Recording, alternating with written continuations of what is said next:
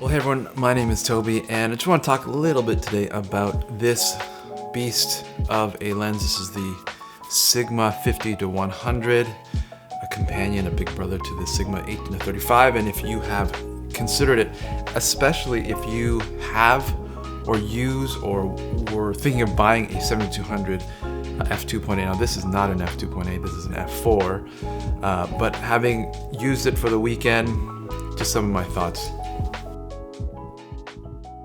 So first of all, I think why this is worthwhile to use, or a real pro, is obviously the f-stop, getting down to f1.8, opening up that aperture, grabbing more light, especially compared to f2.8. Now, of course, in a lot of circumstances, f2.8 is perfectly fine, especially outdoors.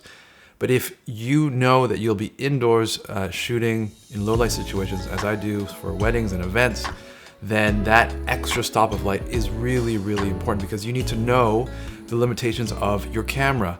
I've been shooting with the Blackmagic Pocket 6K Pro, and so if I'm pushing it to, let's say I'm comfortable at 3200 ISO, the difference of that 2.8 to 1.8 is, means that the difference is like maybe pushing the ISO, needing to push the ISO all the way up to 6400 and beyond, which would be certainly not ideal for that camera. So you need to know your camera and think, okay, is this really going to benefit me? And in my case, it really does. Of course, with the Aperture is the look itself. And I think with the way that it renders out of focus areas, that, again, opening the iris and aperture is hugely important, especially for crop sensors. Now, of course, if you are going to be shooting full frame in the future, then the f2.8 makes a lot of sense. But for me, shooting video, and I'm sticking with the Blackmagic at this point, I think it's going to work pretty well for me. Now, another really great benefit of it, because it is designed for crop sensors, is the wide end, which of course is not very wide, but at 50 millimeters, this is really going to be very helpful, especially again in indoor situations where maybe you don't have a lot of room to maneuver. You can still use this, as it's effectively a 75 millimeter full frame equivalent, whereas with the 70-200 you are automatically at 105 millimeters, which is quite a lot, again, if you are indoors. So I think that's a really good benefit of lenses that are designed for APS-C, even though, as we've talked about, you can't put them on a full frame camera.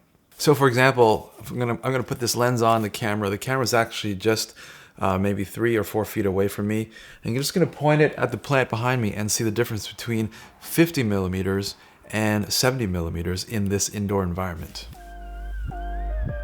So this is 50 millimeters on the Sigma, and zooming into 70 millimeters which is the point where you will start at the 70-200. Now, a drawback, speaking of the focal length, is really how short it is on the long end. Does that make sense?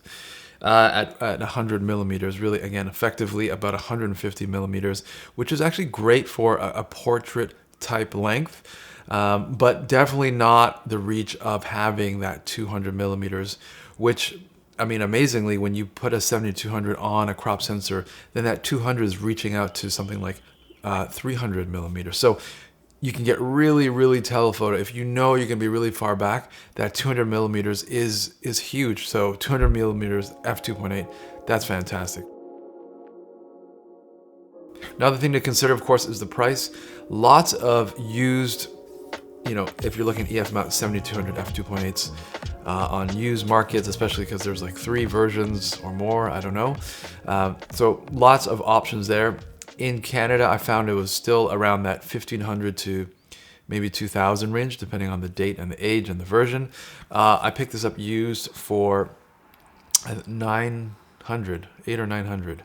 And I think it's going to last a little while. For better or for worse, I mean, I don't know if they're planning on updating. These lenses have been around for a while. Probably, I don't see it happening, and that's maybe to some benefit, because there won't be a version to upgrade to, causing this to drop in value. So if you do purchase it and use it for a few years, I think it is possible to still sell and recoup a lot of money back, because that's the world of lenses, in terms of holding their value. I think that's all I have to say about that. If you have any questions, you can ask me below. Thanks for watching.